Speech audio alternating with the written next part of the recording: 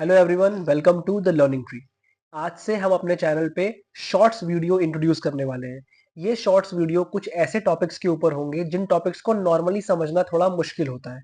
Shorts की भी मैं एक सीरीज बना दूंगा जिससे आप कंटिन्यूअसली हर उन टॉपिक को टच कर सकते हो जिन टॉपिक के बारे में आप अक्सर सर्च करते हो और प्रॉब्लम होती है आपको उस चीज को समझने में, ग्रास्प करने में।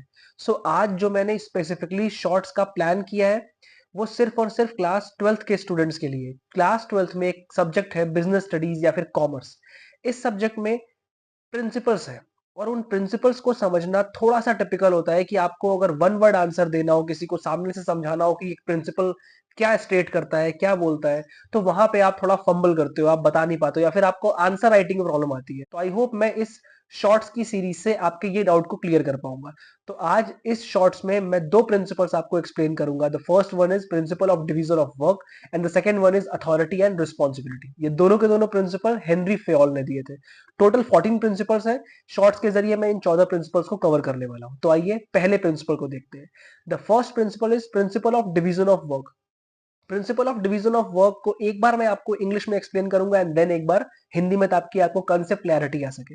सो principle of division of work states that the work must be divided into small parts and each part is assigned to an individual. So the burden of the whole work should not fall on a particular individual and the person doing the particular task will not feel overburden. तो इसका सीधा सा मतलब यह है कि अगर आपको कोई काम अपने एम्प्लॉयज को सौंपना है तो आप पूरा पूरा काम उसको ना सौंप के उसको कुछ कुछ कुछ कुछ पार्ट्स में डिवाइड कर लीजिए, थोड़े थोड़े पार्ट्स में डिवाइड कर लीजिए और एक पार्ट एक एम्प्लॉय को असाइन कर दीजिए।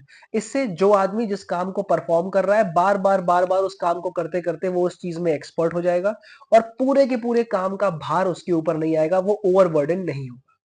दूसरा हमारा प्रिंसिपल है principle of authority and responsibility. तो इस टर्म को पहले इंडिविजुअली समझना बहुत जरूरी है।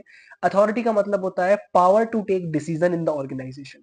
रिस्पॉन्सिबिलिटी का मतलब होता है obligation to obey the order. एक बोलता है कि आप डिसीजन लेने की पावर आपके पास है, दूसरा बोलता है कि जो भी आपका अथॉरिटेटिव पर्सन है जो आपको ऑर्डर देना है उसको आपको ओबे करना है, पूरा करना है, ये आपकी ऑब्लिगेशन है। तो अथॉरिटी में और रिस्पॉन्सिबिलिटी में बैलेंस होना बहुत जरूरी है, पैरिटी होना बहुत जरूरी है। ना अथॉरिटी रिस्पॉन्सिबिलिटी को एक्सीड करे, ना रिस्पॉन्सिबिलिटी अथॉरिटी को एक्सीड करे।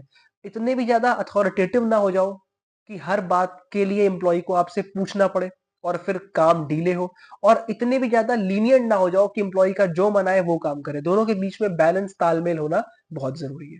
सो आई होप इस शॉर्ट्स के जरिए आपको ये दो प्रिंसिपल समझ में आए होंगे। मिलते हैं कुछ नए प्रिंसिपल के साथ अगले शॉर्ट्स में, तब तक के लिए बाय बाय।